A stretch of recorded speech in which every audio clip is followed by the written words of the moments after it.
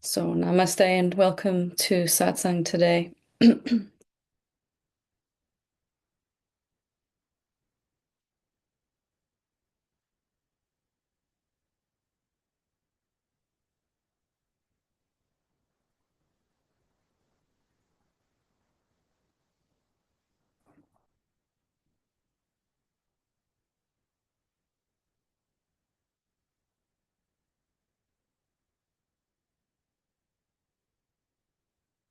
It's really wonderful to be back in Satsang, no place that I'd rather be.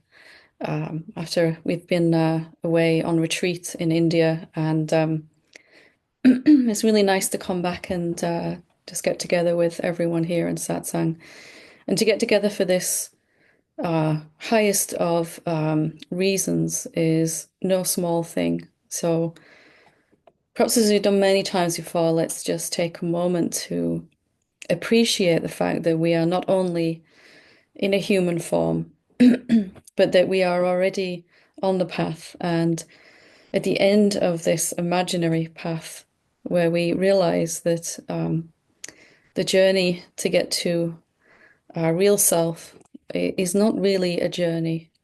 It's more like an unveiling or a revealing of what's always been true and a removal of all the obstacles that are seemingly in the way of that seeing. And that satsang is, as always, is for the highest reason, which is to recognize who we are. The truth being that there is only one being experiencing itself through an infinite number of apparent forms, and through an infinite number of varied expressions of itself. And in some human beings, it is in satsang like this, consciously. In other human beings, it's in satsang unconsciously. It is going about its life, thinking it's just a mind and body, and experiencing what that's like. Here we're recognizing that that's never been who we are, not all of what we are, that there's something much greater about us, about you, than perhaps we might have realized before, that there is a dimension to our real nature that is dimensionless and outside of time and space. It isn't affected by normal, excuse me, regular thoughts, and is just able to be as it is no matter what happens. It isn't pulled around by the ups and downs of life. And that doesn't mean our real nature is cold or uncaring or not compassionate. In fact, quite the opposite, really. Only once we realize that we're not these minds and bodies only can we actually begin to relax into our human life and actually show up in a full and authentic way. So, what I'd like to do is just take some time today, seeing as it's the first time we've been together live for a while, to just do a little meditation. Let's just sink into a little meditation for maybe 10 or 15 minutes. And then I'll open it up for any questions or challenges that I hear that you have here today live. But let's just come into an understanding and an experience of our real nature, what it's like to be our real self. And you can do this meditation with your eyes open or closed, whichever you prefer to do. And you don't have to sit in any particular way, only to sit upright if you can. If you can't, that's okay, but guard against falling asleep if you have to lie down for any kind of medical reasons. And let's just begin by taking a few nice deep breaths, giving ourselves permission to be here, to slow down. And if you can, just inhaling and exhaling through the nose at your own pace. Just allowing yourself to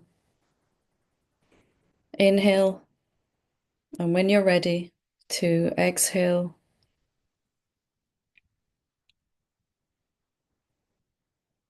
allowing your body to relax as much as it wants to. And if that is not at all, if it's agitated and restless, that's okay. Taking a few more deep breaths.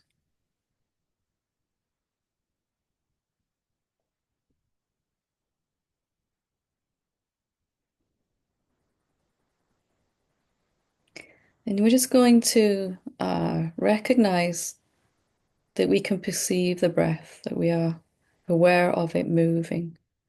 The inhale and the exhale, the feeling of the air as it enters your nose and as it leaves,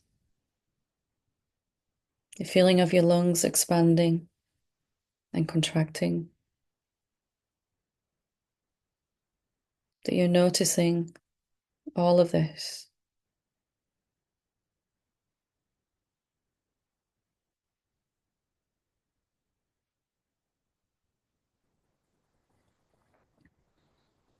And just breathing at your own pace, not trying to slow the breath down or anything, just noticing the breath.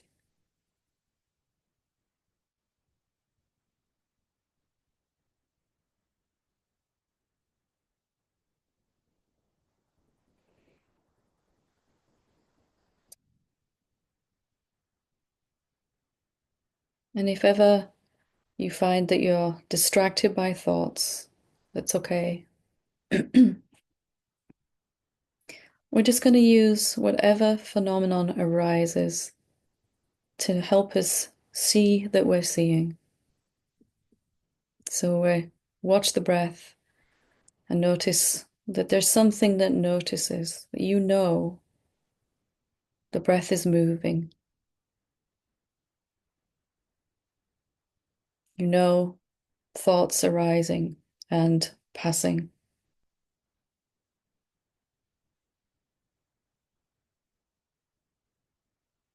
Resting in that knowingness, coming back to the fact that you know how your body feels.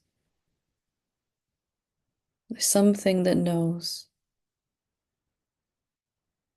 that we've always just called I or me.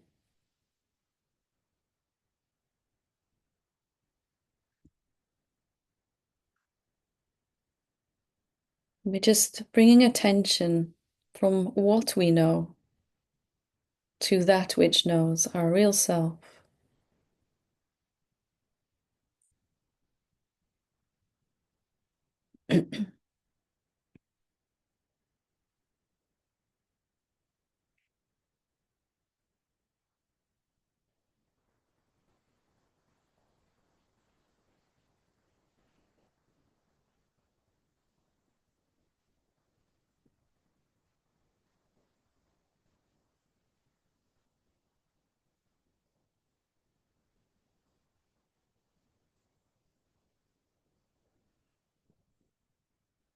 Anytime that there's something that we know, like a thought or an emotion,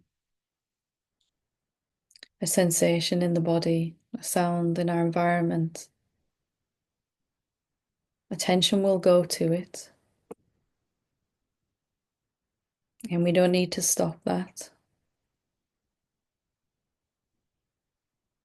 Just as soon as you realize you can bring attention back to that which knows, that which sees.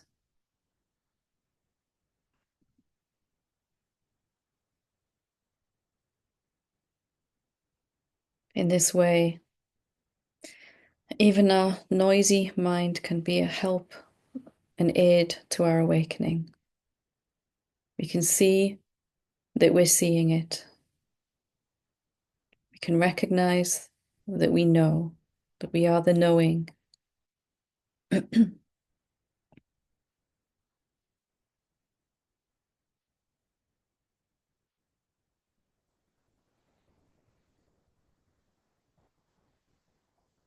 You can't perceive a phenomenon like a thought or an emotion without the perceiver, without the knowing.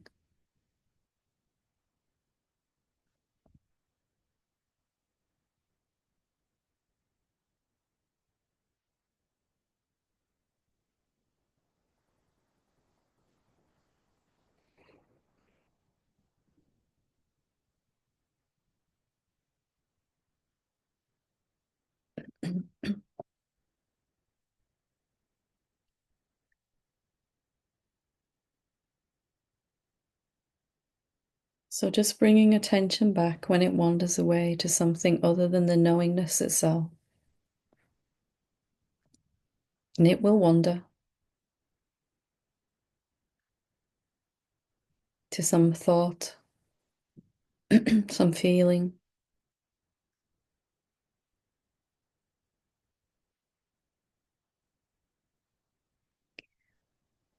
Maybe there's resistance or restlessness.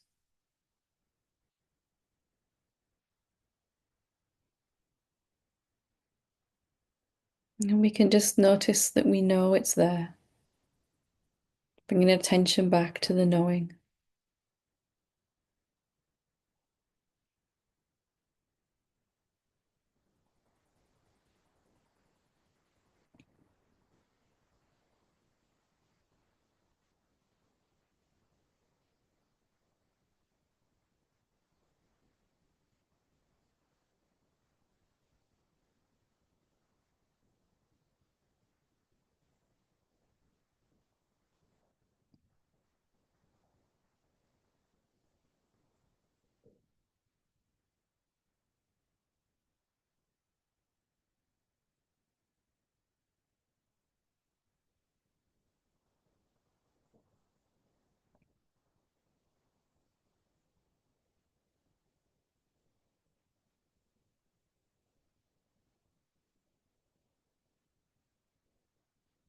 And if at any point you get distracted, running off with thoughts, as soon as you realize, you can just bring attention back to that which knows the thoughts are there.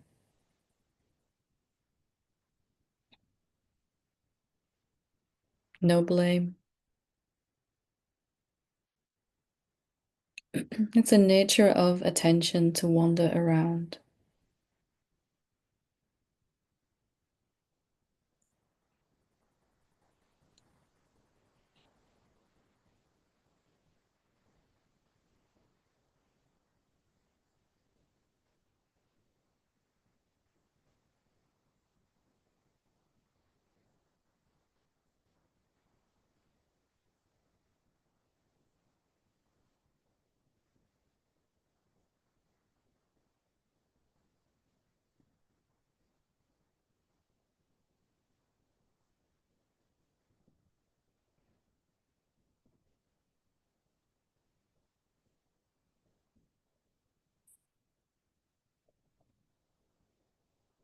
Just gently bringing attention back, if you need to the knower itself.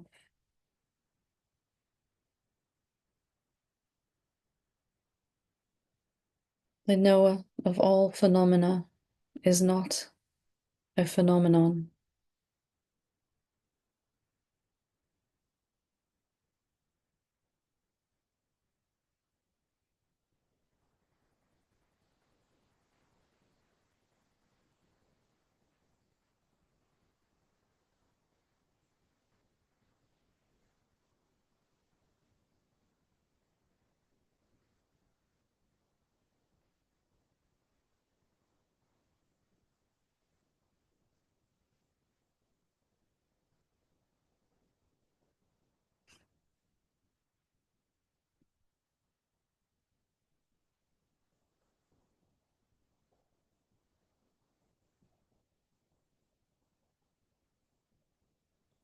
When attention rests on the knower, there is peace and contentment, no matter what phenomena are arising. There is stability.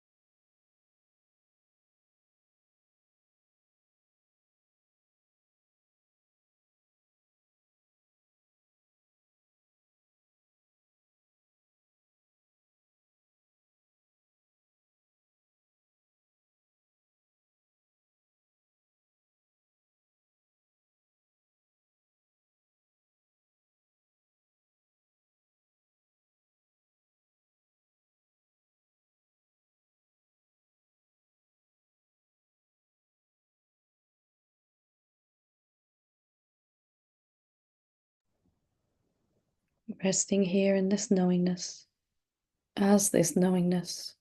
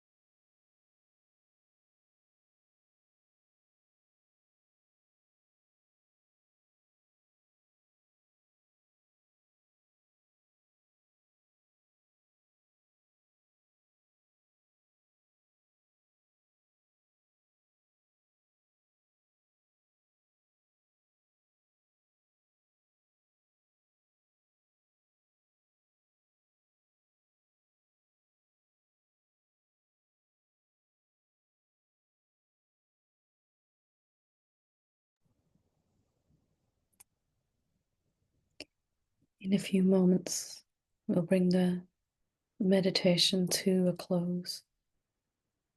But as we do, let's remember that the knower of phenomena is not coming and going, it is always here. The phenomena that it knows, that it sees, change rapidly. Our thoughts, our experiences, our emotions. But the knower itself is not changing at all. Its constant presence is what we really are.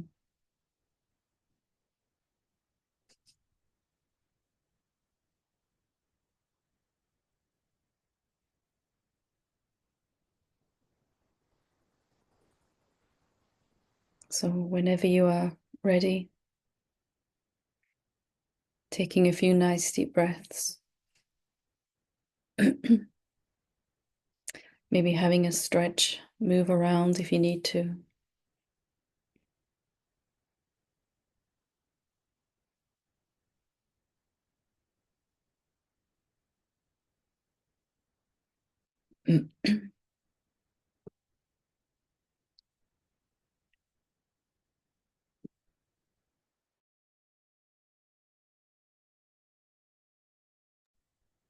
So I hope that you began to taste a little bit of that freedom that is your real nature, that which knows and sees, that which is aware, is always here, always available.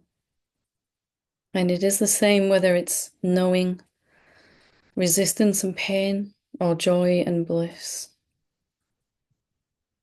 It's never changing, always reliable. It is who you really are.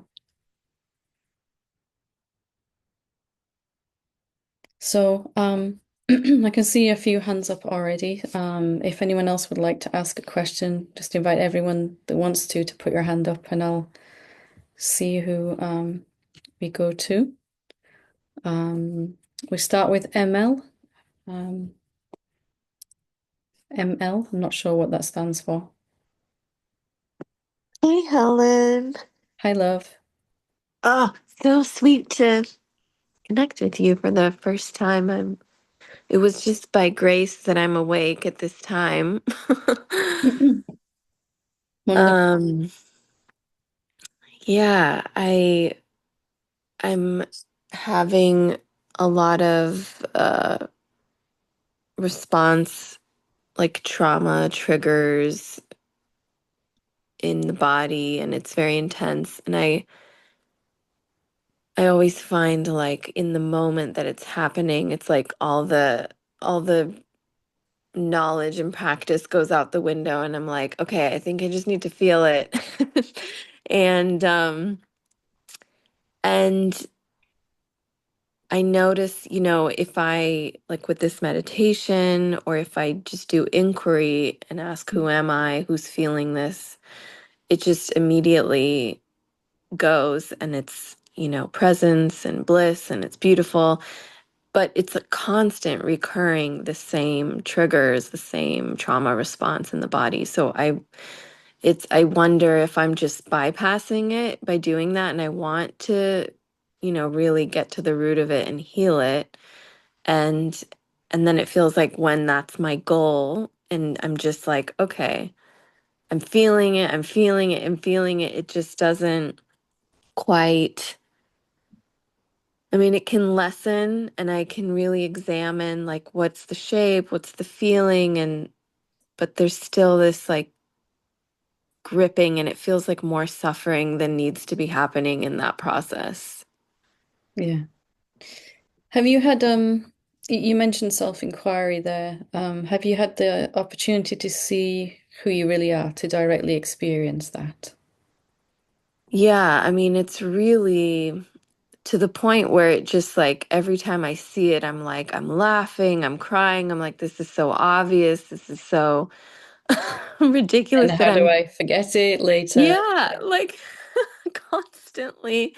And it'll last, sometimes for days. I'm in this samadhi and it's like just pure Let, love or let's go there now. Let's experience who you are right now. Let's look together, and everyone can do this as well. Let's look together now.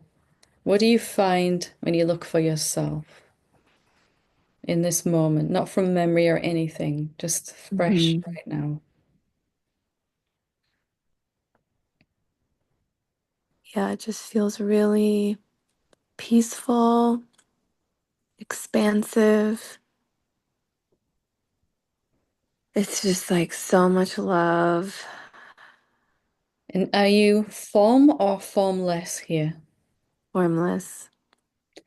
And does any form have any capacity to affect you here?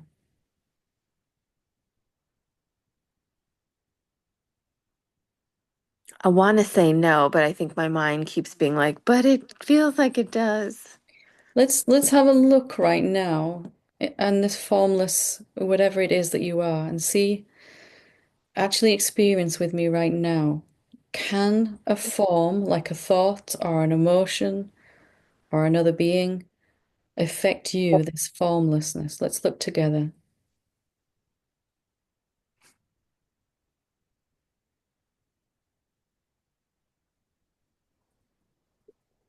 If you're intangible formlessness, what can a thought do to you? Nothing. I mean, that's clear.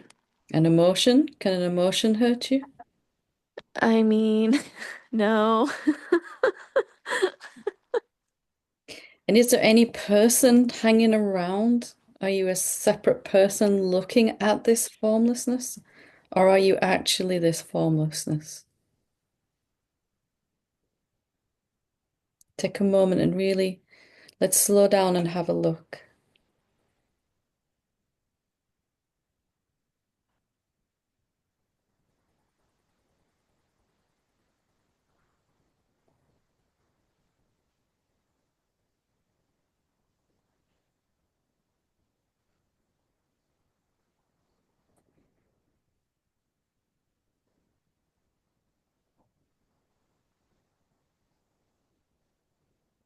Yeah, it's really just, whatever thought that wants to create a energetic contraction.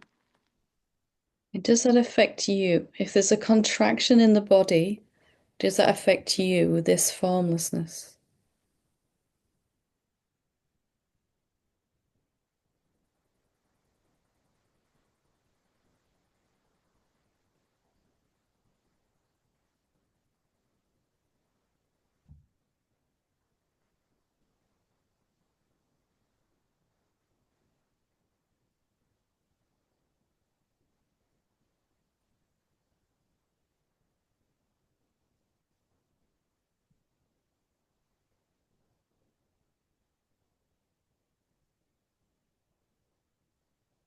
Seems like I'm trying to focus on the contraction the way that it is normally when I'm Mhm. having this question. Yeah.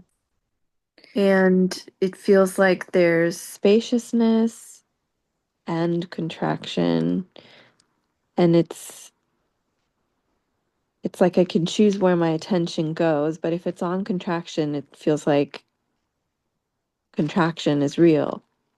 If the tension is on the contraction, the body feels tight and tense, right? Mm, If attention is on the formlessness, the body feels relaxed and open. hmm. But has the formlessness changed? Is it affected?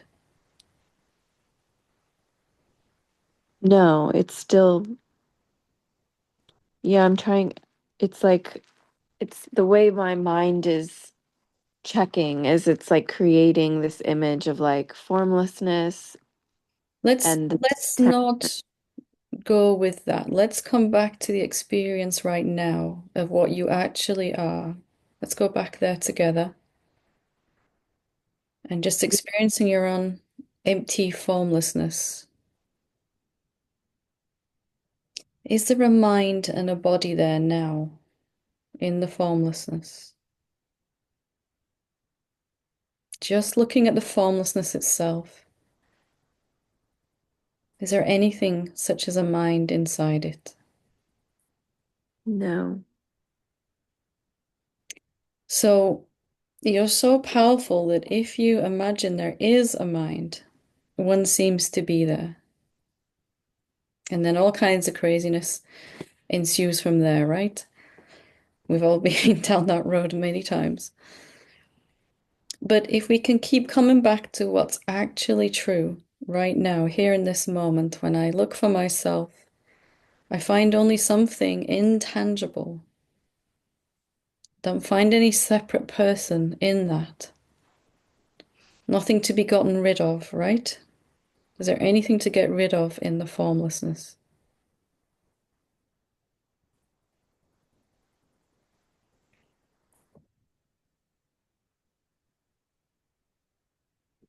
I mean, this contraction feels like it wants to be gotten rid of, and this is where it just gets confusing because In the it's like, formlessness itself, right, let's experience it together. Is mhm. there any contraction in the formlessness?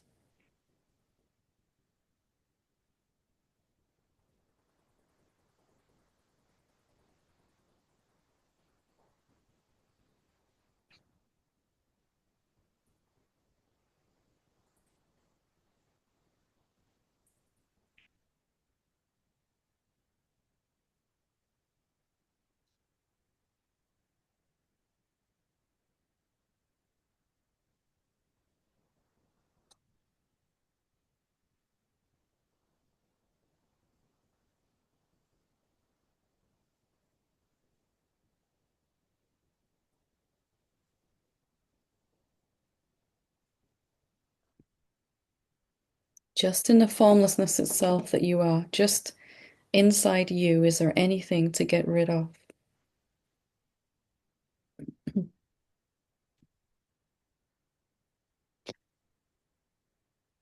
Yeah, it feels like I'm not going to be fully honest if I say Hmm. no. That's okay. And I need you to be, if you have a doubt here, that's totally okay. We can look at it. Yeah, it's one thing that I can shift to like spaciousness that feels outside of formless a form, but then I also don't want to say that that's separate from this tension. Hmm. So if it's not separate, then what I'm trying to do is find the formlessness within the tension. Let's go in that way then. Let's ask this question. What is tension? What is the contraction made of? And let's just ask this question and see what happens. What is tension? What is contraction? Just seeing what comes, not working hard to find an answer, just being open.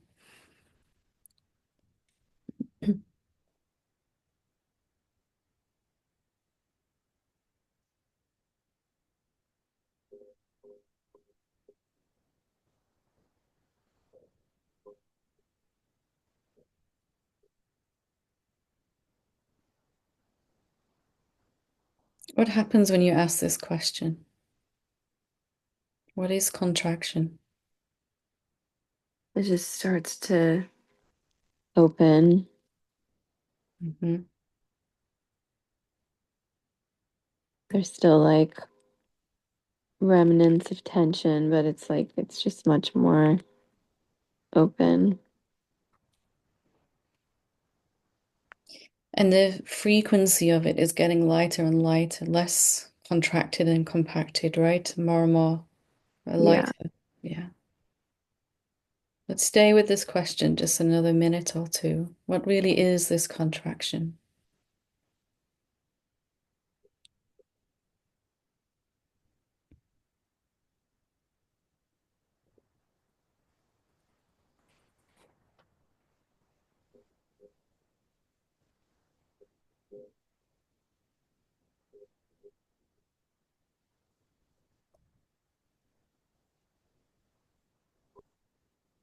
Is it still there? It lessens, but yeah, there's still pieces. Hmm. See, what happens is everything is this formlessness, even the contractions, the body, the emotions, everything. But we really start to think it's a real thing and we go into relationship with it. Suddenly, there's a separate being that has to get rid of this contraction, right? Hmm. And then it gets worse because you're not actually suffering from the contraction, but from the sense of division between you and it, the sense of separation between you and it. When we ask, though, what really is it?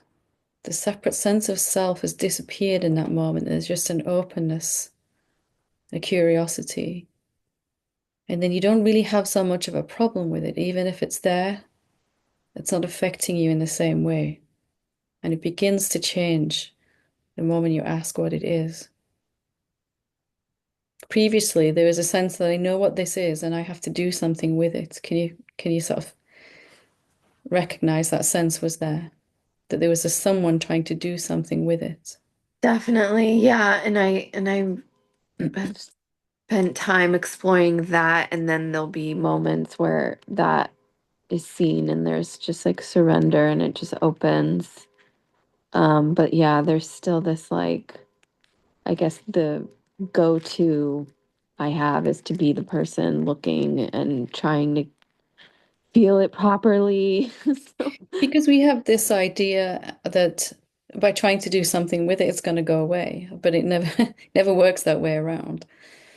And all we're doing is recognizing that that's the habit that I automatically interact with this from a place of separation. And now I can begin to switch that over. I can begin to interact with this from a place of curious questioning. And that when I do that, it begins to shift on its own, right? So just starting to form a new habit. You can do this with any negative experience, emotion, sensation, thoughts, the mind itself. You can just simply ask, what actually is it? Because in that openness, most importantly, we're not being a person. And secondly, we don't know what it is. Usually we approach all of these things with the idea that I know what this is and it is something that needs to be removed or released. What if Yeah. it is emptiness in disguise? And it does always end up there eventually. It just feels like it takes too much time and suffering in the process. Like Time what and I, suffering for whom? Can you find someone who is bothered by how much time this takes?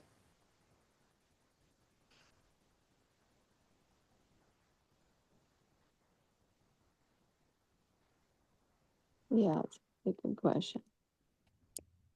So, whatever advice I was to give you here, like to ask this question curiously, there's going to be something that wants to take this advice and make it into a process to form Hmm. a person out of, right? Right. So just to notice that, oh, now I have to ask all these questions of all these apparent phenomena, and it's going to take me forever. And just to notice that tendency to want to do that without judgment, and then to choose to just gently question anyway, curiously. So just to switch over this habit of interacting with these things as a person, and even this subtle person that is getting somewhere. And when I get to the end of all this phenomena, then I'll be free. Can you see the person in that? Definitely. Yeah. Even the curious questioning is like a lighter person doing it. Is it a lighter person or is it the formlessness? Does the formlessness ask questions? When it takes the shape of a human being, it does. And it asks intelligent questions then, right? Not how do I get rid of this, which is a normal question from the mind, from the person, but the formlessness might actually ask, what actually is this? Before I go chasing it and trying to get rid of it, let me actually find out what it is. Because it hasn't really worked for us to get rid of these things. Maybe they're not actually to be gotten rid of, but to be seen for what they're really made of, and then they can shift on their own. There's actually peace and silence in disguise as a contraction, as an emotion. They can't really reveal that secret to us while we're um, trying to do something with them, in relationship with them, right, as a person. The peace of, say that part again. The peace and the silence are also not their emotion. The contractions, the emotions, the thoughts are um, silence and peace in disguise. Oh, yeah. Okay. Saying peace and silence are emotions. I'm like, oh my gosh, Oh, no. no, no, no. So just all to take away from this is nothing complicated. Just, oh yeah, I tend to interact with these things as a separate being, right? Yeah, I just want to And follow up on the last bit of like the question. This is me just kind of being picky now, but like, but formlessness doesn't need to have questions, right? Like that would it only be, does and it doesn't. In its unmanifest aspect, the formless silence has no questions. And when it appears as a human being, it has many questions. We can't really say one or the other. We can't be absolute in that. None of us would be here in satsang without this question, what is reality, that's been kind of gnawing away at us, right? right. Yeah, I just never thought of that being like the formlessness having that question more like, Well, all this started from a question that you asked me, right? The formlessness asking the formlessness a question. Yeah, I guess from that angle, though, then every even more contracted questions are still the formlessness. Formlessness. Yep. Yeah. Now you're getting it. Okay. Yeah. So, okay. So we're, Generally speaking, the worse the body feels, or the worse our finances or our relationships or our career is going, the more we're certain we know what something is. And we've lost that curiosity, that curious questioning to find out what it actually is.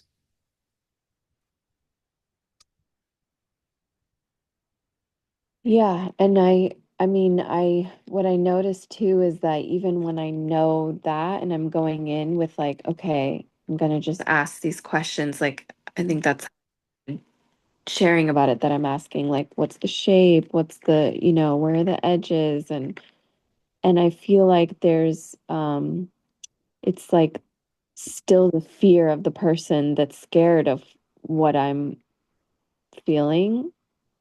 That's like, Person that you couldn't find, yeah, the person that isn't there. right. So it's just fear then.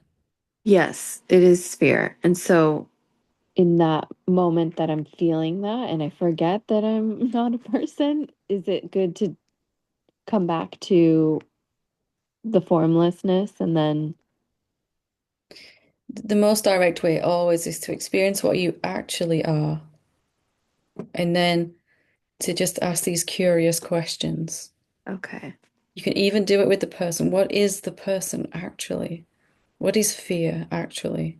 I had to ask these questions myself because it was a very persistent appearance in my life, as I'm sure it is for many of us. Fear and shame and anger and physical pain, resistance, anything that we feel is bothering us is really only because we're in separation with it out of habit only, just a habit. And we're just turning that habit around by choosing to question rather than push away.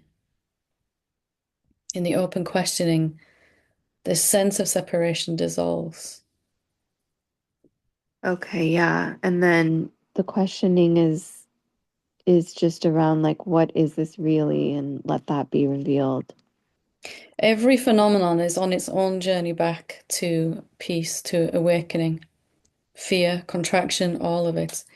If we can ask this open kind of question, it's then free to continue to move. And you felt that begin to happen. This contraction began to open and lighten on its own. Right. And so for the parts that still stay contracted, I just am continuing to ask. Yeah. Just notice the tendency to act from the old place. Oh no, not this again, you know. And then just, okay, as soon as you recognize that, you just make a different choice. I'm just going to choose to curiously question what this is. And that's it, right? It's just a habit that we're forming to replace the old one. And is there ever a knowing that like we're getting to the root of these patterns and not just repeatedly? Oh, yeah. If you ask this with even one or two persistent phenomena, you're going to have a very big revelation. At some point, it'll become obvious that everything, literally everything, is totally insubstantial and empty. But it's hard to have that epiphany, that understanding, while we've got so much life force invested in trying to push things away, trying to get rid of things. Yeah, they're just both happening. Like there's moments when I ask and poof, it's all gone and it's so clear. Oh, it was always nothing. And then there's moments like now when it's a little harder. And so nothing happened, right? A non-existent person had a really hard time remembering to question. Hmm. Did anything happen?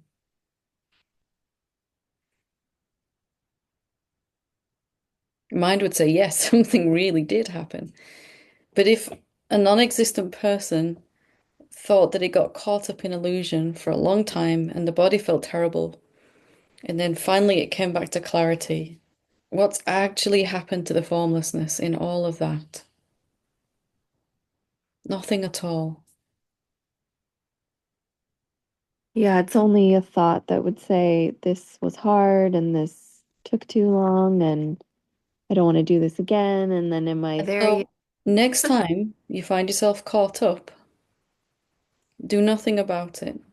Tell no stories. Don't say that anything happened. Don't say that you got lost again or that you found your way out of it again. All that isn't true, right? And see what happens. Okay, yeah. We'll leave it there for now for the sake of time, but that's really the crux of it completely right there. Thank you so much. Wonderful. Good to talk to you. You too. Okay, let's go to Olivera. I hope I'm saying that correctly.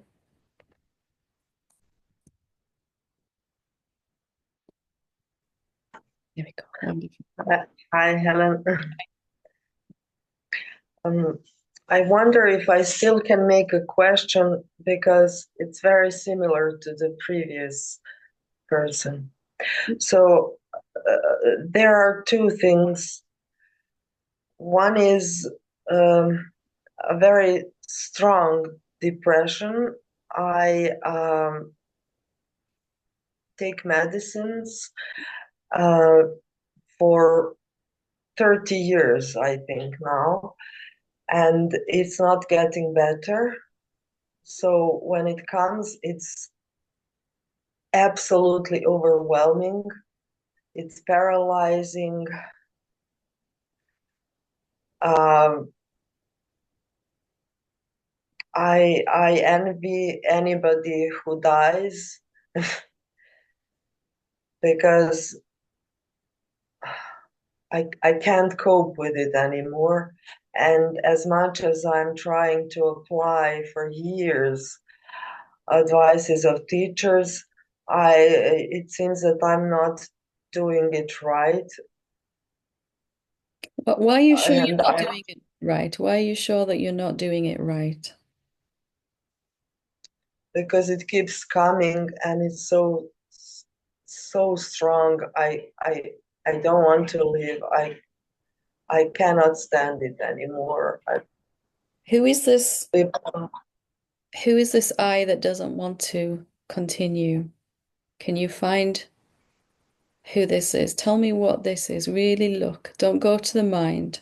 Have a look and see this person that's having such a hard time right now. And I totally understand. I was struggling with depression for many years myself. But let's have a look together now and see what you actually are.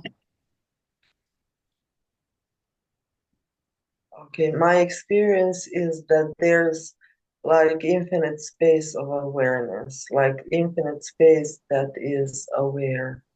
Yeah. And are you that space, that infinite space of awareness, or are you looking at that infinite space of awareness? Somehow I'm experiencing both. From where? Which one are you? The person or Yes, the infinite awareness?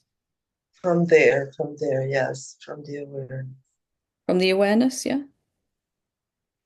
So, from the awareness itself, is there a person? No, it's such a strong habit to experience oneself as a person.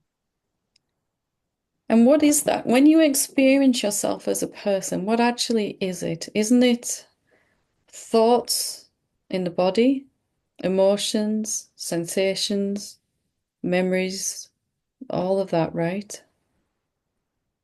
Yes, it is the accumulation of all of that. Because my next thing I wanted to tell you is that I'm becoming envious of everybody and anybody who has an apartment, who have the money to go on retreats, to uh, feel comfortable with the money, because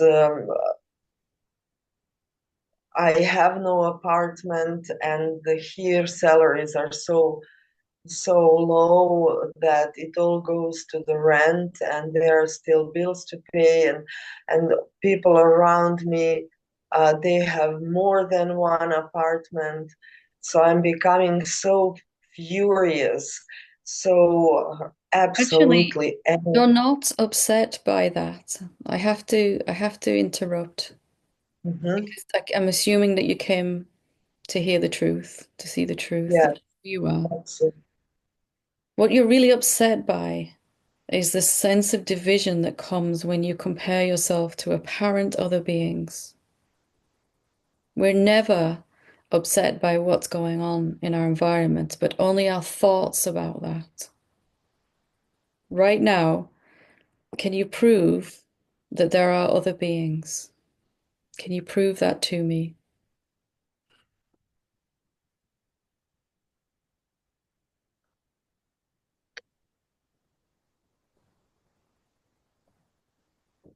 Well, I see that my brother and my friends, they live comfortably. They don't have to worry Those about. are bodies, but are they separate to you? Are they separate beings living in those bodies? If you're not a person, are they? No, no. So let me ask you again then. Are there any other beings? There's lots of bodies, but how many beings? Yes, well, if I can't find a separate being here, then it must be that there are no separate beings in those bodies. So what that means is then that anything that's available to any human body, resources, opportunities, all of it, is available to all bodies, including this one called Oliveira. But it's hard for those resources to come to us if we keep separating ourselves from those other apparent beings. And jealousy was one of my very persistent teachers and taught me this lesson over and over again. If I say someone else exists separate to me and has the resources I would like to have, then they can never come to this body, or it's going to be very difficult because I'm starting to see there's only one being. But then I'm dividing myself in my imagination immediately in my next sentence by saying, other beings have what I want and need. Can you see that it's going to be very difficult for resources to come like that? Well, that's been my It's experience. been all of our experience, right? So, what story can you tell if there aren't other beings? Can you still, and do you still want to tell this story?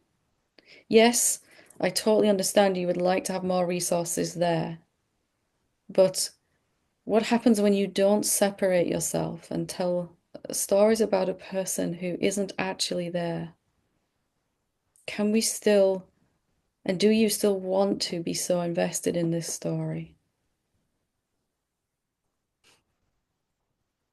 No, it comes, but I, I see it now as a falsehood. And it's a habit, right? To say, if I look at other beings and that they're separate to me, it's a habit to kind of want what they have.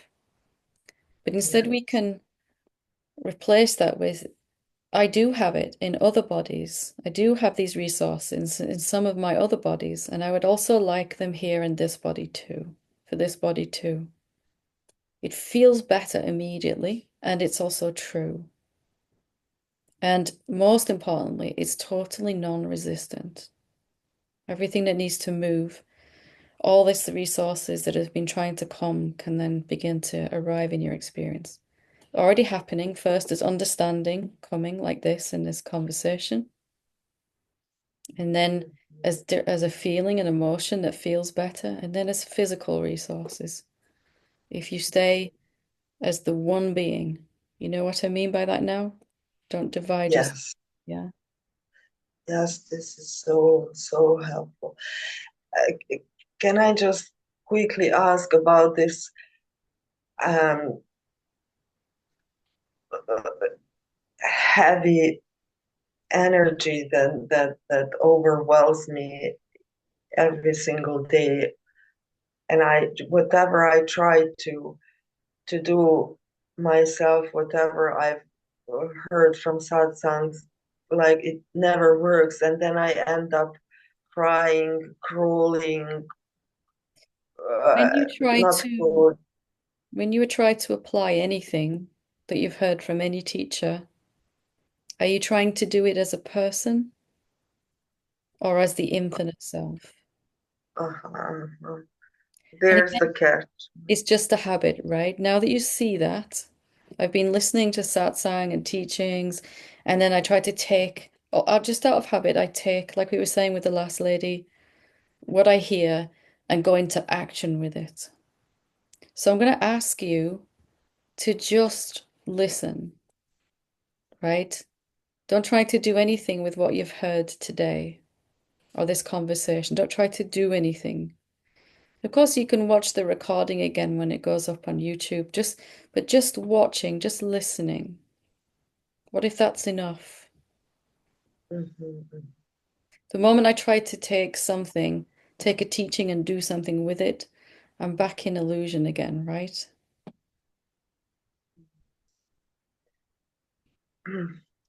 It feels so unbearable. I come to the point where I come become really suicidal, I understand. not being. Do you have some support around you physically, people that you can talk to? Um, well, yes, but it's actually not helpful because they're telling me stuff that are like new age philosophy, psychology.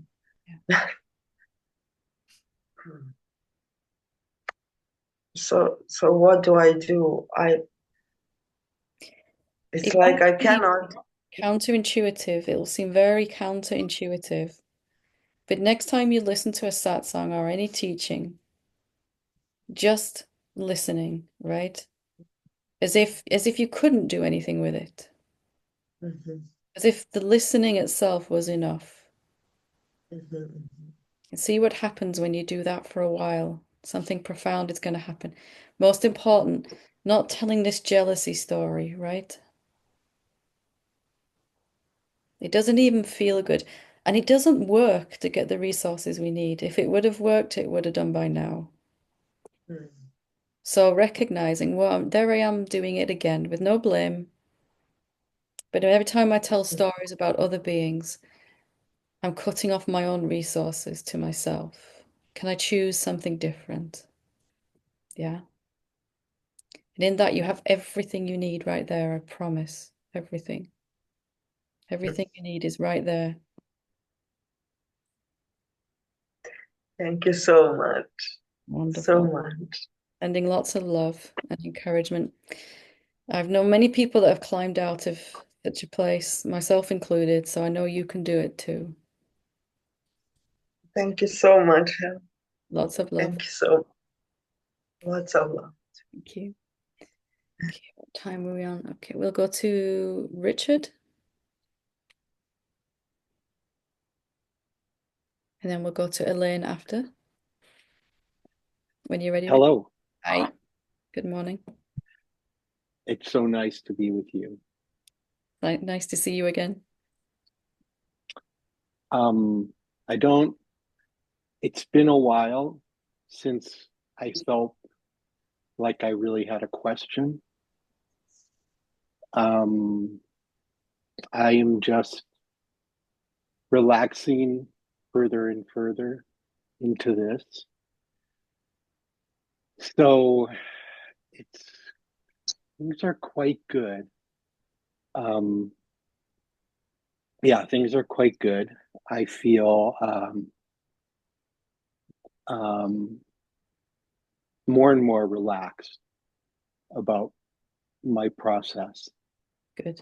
And the one particular thing I want to say, because it's been this really fascinating phenomenon that I'm watching unfold, and that's that when I came back from the retreat last October, I was very soon aware that there were two people, my friend Peggy and my wife, for whom I couldn't feel any separation at all between me and them.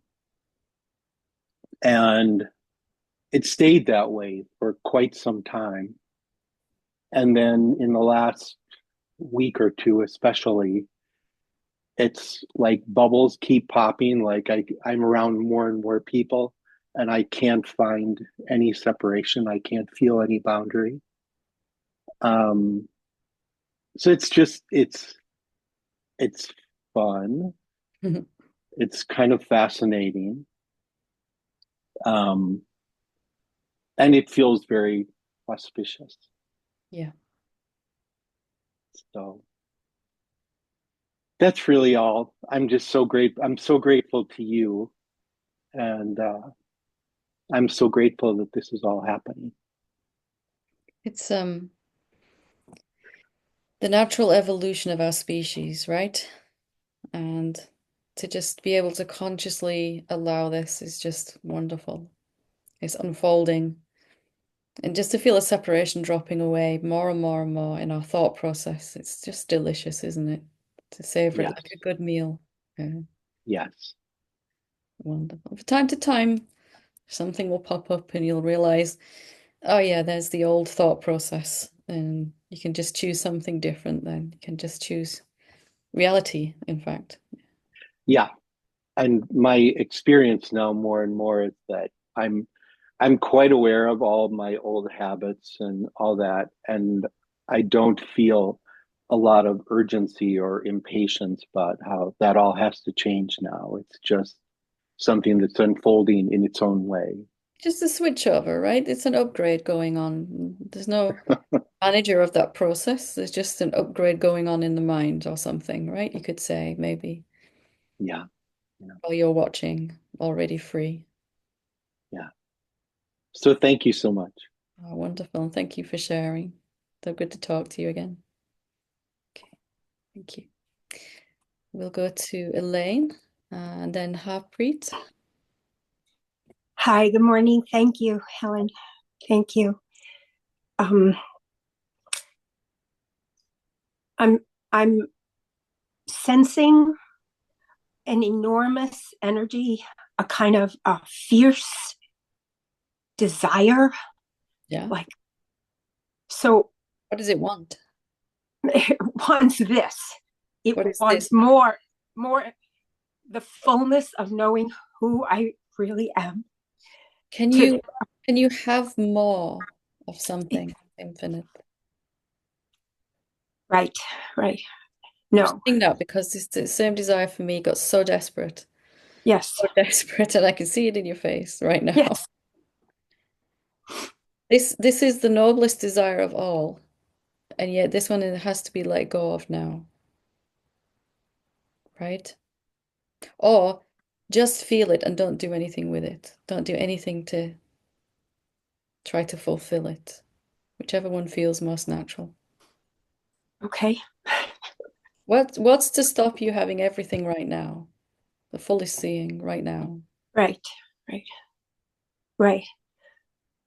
The most amazing seemingly whatever that I just heard something you said was that we have all the help to recognize our true self fully right here, right now, available to us, which feels like, What could and I stop want, it? What could stop it? Is there anything in the entire universe that can stop it? You recognizing yourself completely. so just this sense of, oh my God, oh my God, oh my God, kind of like, like this ferocity of energy. And then you just said something about think of it as an upgrade. And I thought, oh, okay. Okay. There's a lot of upgrades coming your way, Oh right? my gosh. Oh Way. my gosh. Higher frequencies in the body and mind, constant upgrading in the body and mind, and nobody managing that process, right? It's just going on as we see clearer and clearer who we are. And you know what? It will go on forever. There's no end to these upgrades. So we can kind of relax into it a bit, right? I feel like that will explode me. Who's the me that's gonna explode? I've never met a me, Okay. especially an exploding me. Have you met a me? Right. I'm Right. only saying that because I made a whole person out of someone who couldn't cope with this process. And it was really tedious and painful for at least a year or more. So Right. don't We don't want that. bypass that one, yeah. You'll be amazed at the capacity the body has and the mind has to just roll with Okay. this. Okay.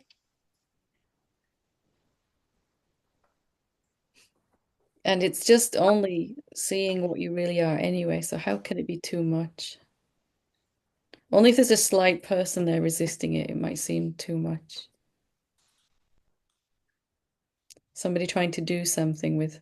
Eventually, the epiphanies and the energy is coming so fast you couldn't even try to process it. And that's fine. You don't need to. Most of the best realizations I've had, I don't know what I realized, and I don't really care. Sounds strange, I know, but it doesn't matter, right? I'm just here enjoying the show.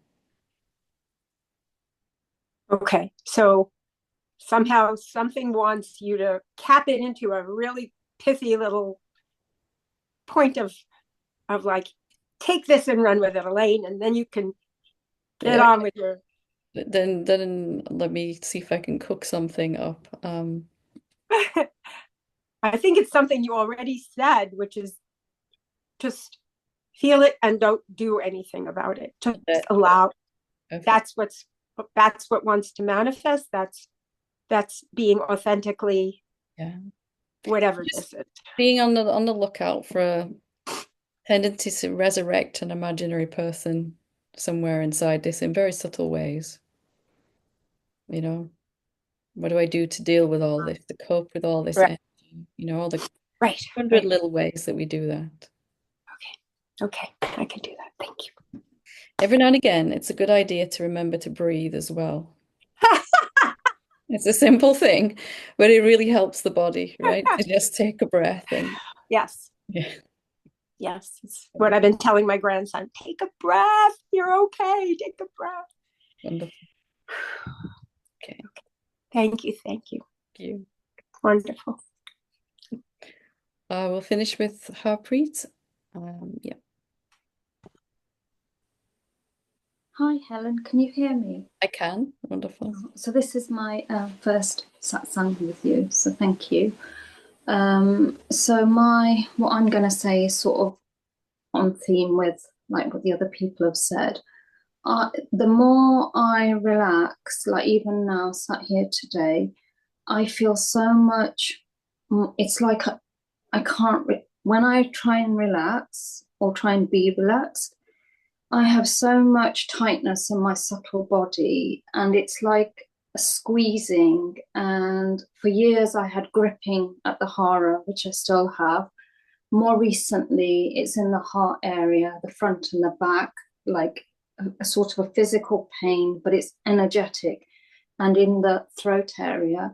And at night, it gets so uncomfortable. So all I do is just kind of take my attention there gently and breathe without trying to get rid of it. But then I notice the doer, the subtle, it's very subtle because I don't want, it's just natural not to feel discomfort. And I want to feel, so then I'm aware that something is now doing this to get rid of it. So then I just allow that to be there without pushing that away. So it's just, and it feels like locks, like there's a lock here and a lock here and a lock here. And sometimes it's like a round going all the way round. But why do you need it to go? I know that might sound a strange question, but let's go with it anyway. Why do you need these locks to go? I feel first of all, it's uncomfortable physically, and secondly, I have a fear, I think, that it might affect that it's constricting the energy, and it might What affect if my it's not? Yeah, but what if it's not those particular blockages that are affecting the energy, but your attempt to get rid of them, that when there's an interaction as a doer, like you were saying, the mind says, it's these energy blockages that make me feel bad. Those are the problem, right? But what if it's trying to interact with them as a separate self in a subtle way that's actually the issue? I'm aware that it's the resistance to it. So can you go to what you really are? Let's have a look at what you really are right now. What actually are you? I'm this spacious, spacious. I know awareness isn't the right word, but I can't. Whatever word, it doesn't really. Yeah. So I'm spacious without boundaries. I can't find a boundary to what I am. And as your attention stays on this spaciousness, does it have a positive or negative effect on the body and these blockages? The attention rests on who you really are. What happens to the body?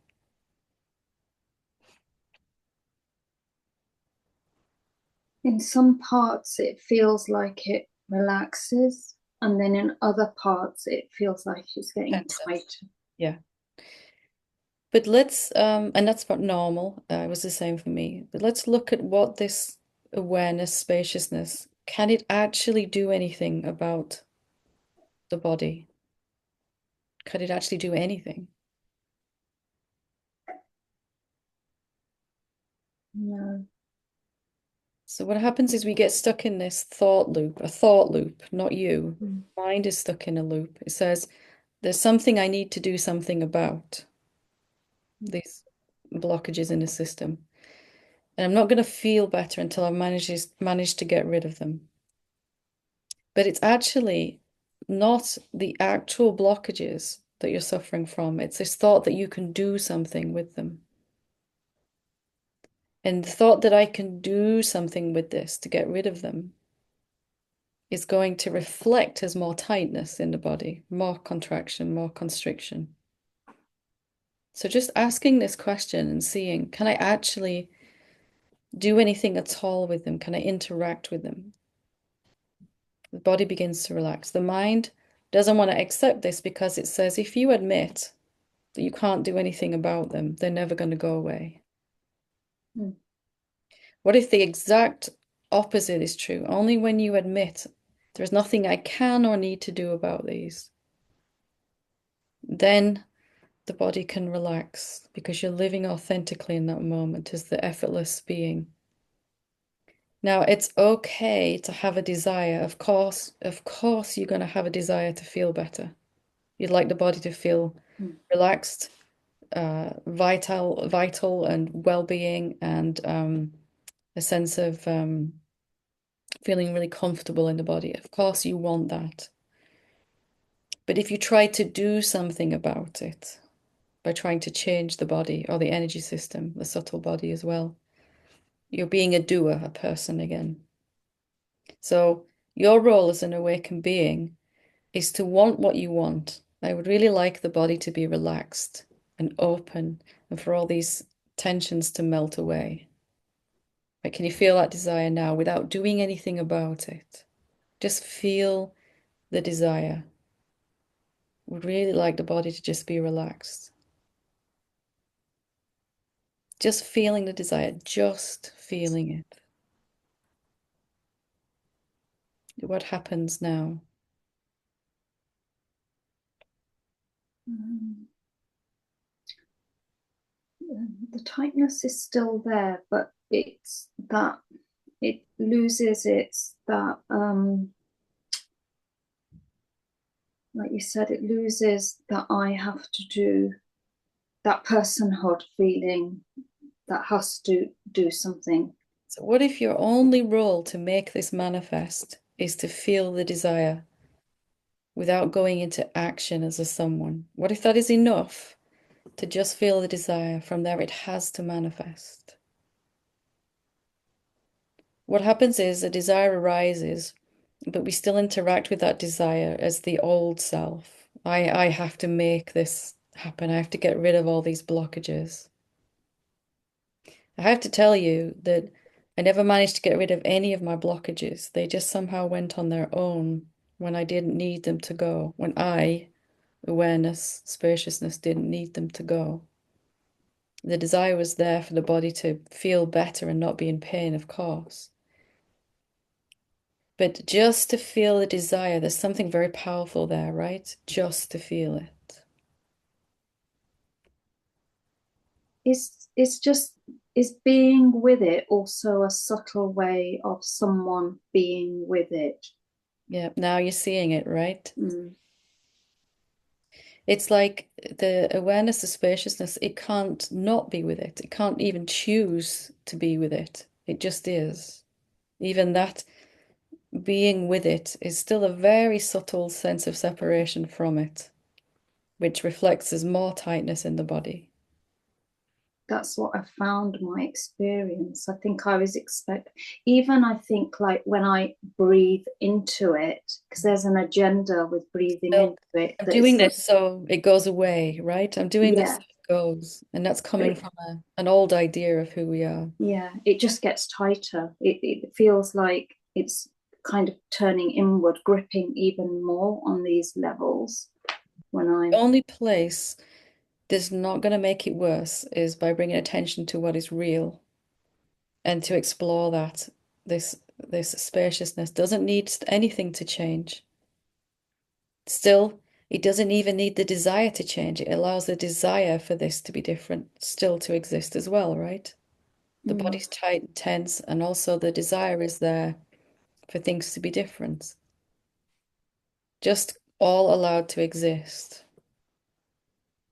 so I could even if I breathe into it, so I can still breathe. So would you suggest even not breathing into it, or could I breathe into it just lightly holding it rather than If I were in your position now, the fastest way out of this is to have no idea about this at all. No strategies, no way to deal with it. None of them have worked anyway, right?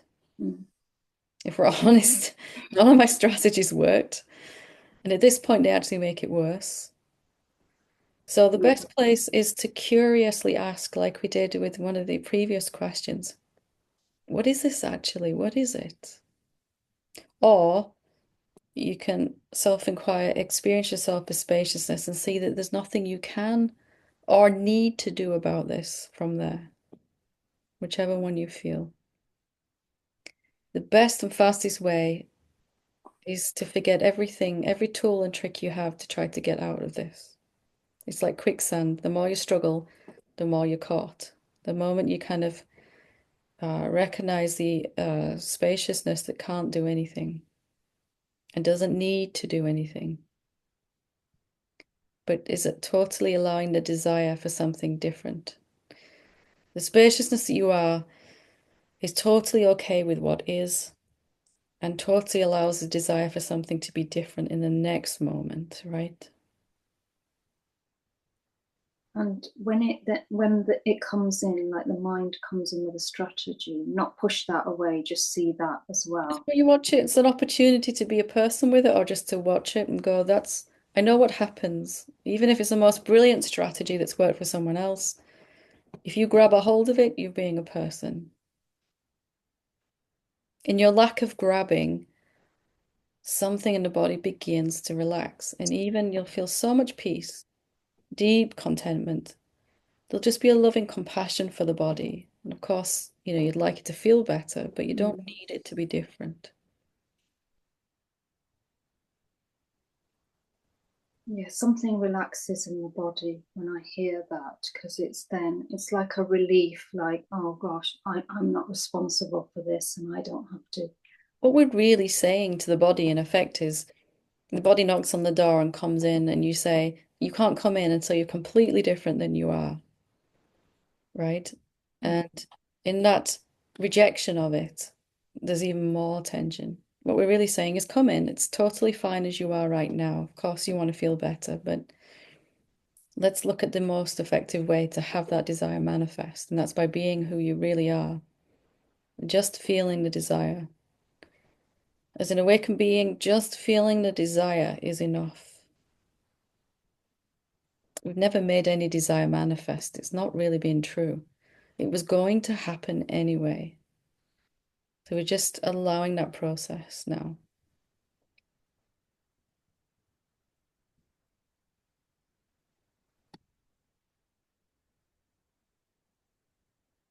Yeah, because I think what I found is that it just got tight, like even the front of the ribs, the back of the ribs, like the whole torso, so much tightening, so much Body, discomfort. your body is shouting at you. This thought that you can do something is utterly untrue. That's what it's reflecting back to you. The mind doesn't like to be made redundant. It's not redundant. You can ask some intelligent questions like, what's the best way to deal with this? Or what really is this contraction? It can ask some intelligent questions now. It can be employed, but in the service of the infinite self, right? As a spokesperson for the self. I have asked, like, what is, like, when there's fear there as well, strong resistance, I have sat and asked, what is this made of? Because I wouldn't be able to report it's there if there wasn't that knowing in the first place. It We can't have to exist. see deeper that knowing is not trying to get rid of it. That's the difference, right? Yeah. Spacious knowing doesn't have any agenda at all here.